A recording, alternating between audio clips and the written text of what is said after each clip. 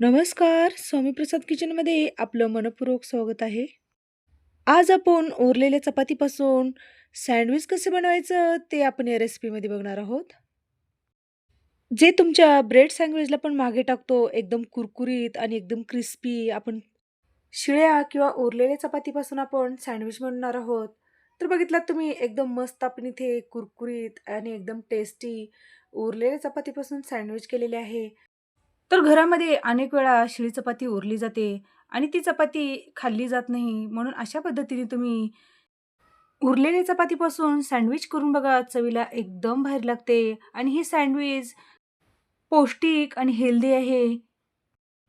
तर उरलेल्या चपातीपासून नाक मुरडणारे पण संध्याकाळच्या नाश्त्याला किंवा जेवणाला तुम्ही अशा पद्धतीने कुरकुरीत चपाती सँडविच करून देऊ शकता. किंवा सकाळच्या नाश्त्यासाठी तुम्ही अशा पद्धतीने सँडविच करू शकता. तर तुम्हाला माझ्या रेसिपीज बघायला आवडत असतील, तर स्वामी प्रसाद किचन या चॅनलला तुम्ही एक लाईक, शेअर आणि सबस्क्राईब करा आणि बाजूची बेल घंटा नक्की क्लिक करा. म्हणजे मी टाकलेले प्रत्येक व्हिडिओ तुम्हाला पाहता येतील. चला तर मग वेळ न घालता आपण रेसिपीला सुरुवात करूया.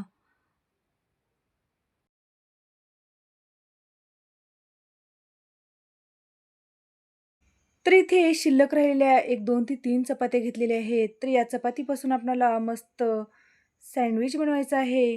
तर आपल्याला उरलेल्या चपातीपासून सँडविच बनवण्यासाठी लागणारं साहित्य बघूया. तर इथे मी एक 2 ते 3 बटाटे घेतलेले आहेत. तर या बटाट्याला स्वच्छ पाण्याने धुवून घेतलेलं आहे आणि त्याला शिजवून घेतलेलं आहे आणि त्याच्यावरची साल काढून घेतलेली आहे. तर बारीक चिरून घेतलेली कोथिंबीर घेतलेली आहे. बारीक चिरून घेतलेला गाजर घेतलेला आहे. बारीक चिरून घेतलेले कांदा घेतलेला आहे आणि बारीक पिवळी सेव घेतलेली आहे. 2 चमचे पिझ्झा सॉस घेतलेला आहे आणि 2 चमचे टोमॅटो सॉस घेतलेला आहे. चाट मसाला, काळी मिरी पूड, जिरं, तूप घेतलेलं आहे, लाल मिरची पावडर, तर लाल तिखट तुमच्या आवडीनुसार कमी जास्त करू शकता. चवीनुसार मीठ घेतलेलं आहे. तर सगळ्यात पहिल्यांदा आपल्याला जे बटाटे शिजवून घेतलेले आहेत, ते बटाटे आपल्याला स्मॅश करून घ्यायचे आहेत. तर अशा पद्धतीने मी हे खिसणीने हे बटाटे खिसून घेत आहे. तर तुम्ही हाताने पण छान स्मॅश करून घेऊ शकता. जर तुमच्याकडे बटाटो मॅशर असेल, तर तुम्ही त्या बटाटो मॅशरनं पण हे बटाटे स्मॅश करून घेऊ शकता. तर तुमच्याकडे चपात्या किती उरलेल्या आहेत, त्यानुसार तुम्ही इथे बटाटे घेऊ शकता. तर हे बटाटे अशा पद्धतीने मी स्मॅश करून घेतलेले आहेत. तर बघितलात तुम्ही अशा पद्धतीने आपल्याला या बटाट्यामधल्या गुठळ्या मोडून घ्यायच्या आहेत आणि अशा पद्धतीने हे बटाटे स्मॅश करून घ्यायचे आहेत. तर स्मॅश करून घेतलेल्या बटाट्यामध्ये आपल्याला हे बारीक चिरून घेतलेला कांदा घालून घ्यायचा आहे. बारीक चिरून घेतलेलं गाजर घालून घ्यायचं आहे. कोथिंबीर घालून घ्यायचं आहे. तर याच्यामध्ये तुम्हाला तुमच्या आवडीनुसार दुसऱ्या कोणत्या भाज्या घालायच्या असेल, तर तुम्ही भाज्या घालून घेऊ शकता. तर याच्यामध्ये चवीनुसार लाल तिखट घालून घेतलेलं आहे, चाट मसाला, धना पावडर आणि काळी मिरी पूड घालून घेतलेली आहे. नंतर याच्यामध्ये 1 चमचा जिरे घालून घेतलेला आहे आणि चवीनुसार मीठ घातलेलं आहे. आता हे सगळे साहित्य आपल्याला एकजीव करून घ्यायचं आहे आणि एकदम छान आपल्याला मिक्स करून घ्यायचं आहे. आणि हे आपलं मस्त झटपट आपलं हे स्टफिंग तयार होतं. तर या स्टफिंगमध्ये तुम्ही मसाले तुमच्या आवडीनुसार कमी जास्त करून घेऊ शकता. तर इथे आपली मस्त स्टफिंग बनवून तयार झालेली आहे. तर हे स्टफिंग एकदम झटपट आणि एकदम चटपटीत आणि एकदम झणझणीत आपल्या इथे मस्त स्टफिंग बनवून तयार झालेले आहे. चला तर आपण शिळ्या चपातीची आपल्याला मस्त क्रिस्पी आणि कुरकुरीत आपल्याला सँडविच बनवायचं आहे. तर सँडविच बनवण्यासाठी इथे मी उरलेल्या 2 चपात्या घेतलेल्या आहेत. तर पहिल्यांदा आपल्याला 1 चपातीला इथे पिझ्झा सॉस लावून घ्यायचा आहे आणि टोमॅटो सॉस लावून घ्यायचा आहे. तर इथे मी 1 चमचा पिझ्झा सॉस घेतलेला आहे आणि 1 चमचा टोमॅटो सॉस घेतलेला आहे. हे सॉस आपल्याला पूर्ण चपातीला अशा पद्धतीने चमच्याने छान पसरवून घ्यायचं आहे. जर तुमच्याकडे सँडविचची हिरवी चटणी असेल, तर तुम्ही याच्यावरती हिरवी चटणी पण लावून घेऊ शकता. शेजवान चटणी पण असेल, तर तुम्ही या चपातीला लावून घेऊ शकता. तर इथे मी छान पिझ्झा सॉस आणि टोमॅटो सॉस या चपातीवरती छान पसरवून घेतलेला आहे.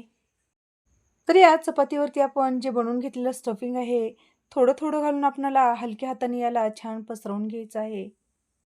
तर ह्या स्टफिंगची लेयर आपल्याला एकदम जाडही करायचं नाही आणि एकदम पातळही करायचं नाही. स्टफिंग आपल्याला छान पसरवून घ्यायचं आहे. तर बघितलं तुम्ही अशा पद्धतीने आपल्याला हे स्टफिंगची छान लेयर पसरवून घ्यायचं आहे.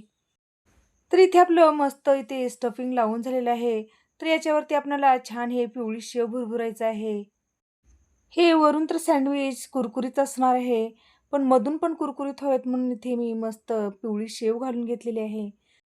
इथे आपण छान शेव पण भुरभुरलेली आहे. तर दुसऱ्या चपातीला पण आपण इथे पिझ्झा सॉस आणि टोमॅटो सॉस लावून घेतलेला आहे. तर ती चपाती आपल्याला वरतून ठेवायचं आहे आणि हलक्याच हाताने आपल्याला हे स्टफिंग बाहेर येऊ नयेत म्हणून आपल्याला छान दाबून घ्यायचं आहे. तर या सँडविचला आपल्याला छान भाजून घ्यायचं आहे. तर इथे मी गॅसवर लोखंडी तवा गरम करण्यासाठी आधीच ठेवला होता. तर या तव्यावरती एक अर्धा चमचा तूप घालून घेतलेला आहे आणि आपण इथे करून घेतलेली हे सँडविच आपल्याला या तव्यावरती ठेवून द्यायचं आहे. तर तुम्ही तुमच्या आवडीनुसार तूप, तेल किंवा बटरही लावू शकता. याला दुसऱ्या साइडनी पण आपल्याला तूप लावून घ्यायचं आहे आणि या सँडविचला आपल्याला खमंग आणि कुरकुरीत होईपर्यंत आपल्याला हे भाजून घ्यायचं आहे. तर इथे टाकलेली साईड आपली भाजली गेलेली आहे. तर आपण या सँडविचला पलटवून घेऊया. भाजून घेताना आपल्याला मंद गॅसवरच आपल्याला हे सँडविच भाजून घ्यायचं आहे. जर फुल गॅस करून जर तुम्ही भाजलात तर करपण्याची शक्यता असते. म्हणून थोडंसं आपल्याला याला मंद गॅसवरच छान भाजून घ्यायचं आहे. तर पलटवून घेतलेल्या साईडला पण आपल्याला तूप लावून घ्यायचं आहे. तूप लावल्यामुळे एकदम छान आणि एकदम कुरकुरीत आणि खमंग हे सँडविच बनून तयार होते. तर आलटी-पलटी करून आपल्याला खमंग आणि कुरकुरीत आपल्याला हे सँडविच भाजून घ्यायचं आहे. बघितलात तुम्ही आपल्या मस्त या सँडविचला एकदम कलर छान आलेला आहे आणि आपले हे सँडविच छान एकदम खरपूस आणि एकदम कुरकुरीत भाजले गेलेलं आहे. तर बघितलात आपलं चपातीचं इथे मस्त क्रिस्पी आणि कुरकुरीत सँडविच तयार झालेलं आहे. तर लगेच आपण हे सर्व्ह करूया. तर याचा एक जरी भाग जरी खाल्ला ना, एकदम पोटभरीचा आहे आणि खूप पौष्टिक आहे. असं कुठलंच साहित्य आपण याच्यामध्ये वापरलं नाही, जे पौष्टिक नाही. तर ब्रेडचं सँडविच करण्यापेक्षा अशा पद्धतीने चपातीचं सँडविच करून द्या. मुलं खूप आवडीनं खातील. पिझ्झा देखील खाणं विसरून जातील. अशा पद्धतीचा चपातीचा सँडविच करून दिलात तर इतकं जबरदस्त लागतं आणि इतकं भारी लागतं, तर तुम्ही एकदा नक्की करून बघा. सर्व्ह करताना तुम्हाला जर याच्यावरती चीज खिसून घालायचं असेल तरी पण चालतं. तर आम्हाला असंच खायला आवडतं म्हणून अशाच पद्धतीने इथे पिझ्झा कटरनं किंवा सुरीने आपल्याला अशा पद्धतीने 4 भाग कट करून घ्यायचे आहेत. असं 4 भाग करून घेतल्यामुळे आपल्याला हे खायला पण एकदम सोपं पडतं. तर इथे बघितलात तुम्ही एकदम मस्त आणि चटपटीत आपला इथे चपातीपासून मस्त क्रिस्पी सँडविच बनवून तयार झालेला आहे. तर हे सँडविच तुम्ही हवं तर मुलांच्या डब्यात जरी दिलात तुम्ही तर एकदम क्रिस्पी आणि कुरकुरीत राहतं. सर्व्ह करताना आपल्याला या सँडविचला एक्स्ट्रा एक स्टेप करून घ्यायचं आहे. तर इथे मी एक सँडविचची पीस घेतलेली आहे आणि त्या सँडविचची पीसला आपल्याला कडेने अशा पद्धतीने सॉस लावून घ्यायचा आहे. जर तुमच्याकडे गूळ चिंचेची चटणी असेल तर तुम्ही अशा पद्धतीने गूळ आणि चिंचेची चटणी लावून घेऊ शकता. तर अशा पद्धतीने आपण इथे सॉस लावून घेतलेला आहे आणि जे आपण पिवळी बारीक शेव घेतलेली आहे, त्या शेवमध्ये आपल्याला हे सँडविच अशा पद्धतीने कोट करून घ्यायचं आहे. म्हणजे दिसायला पण एकदम सुंदर दिसते आणि खायला पण एकदम कुरकुरीत होते. तर बघितलात तुम्ही एकदम मस्त आपली इथे सँडविच एकदम छान कोट करून घेतलेला आहे.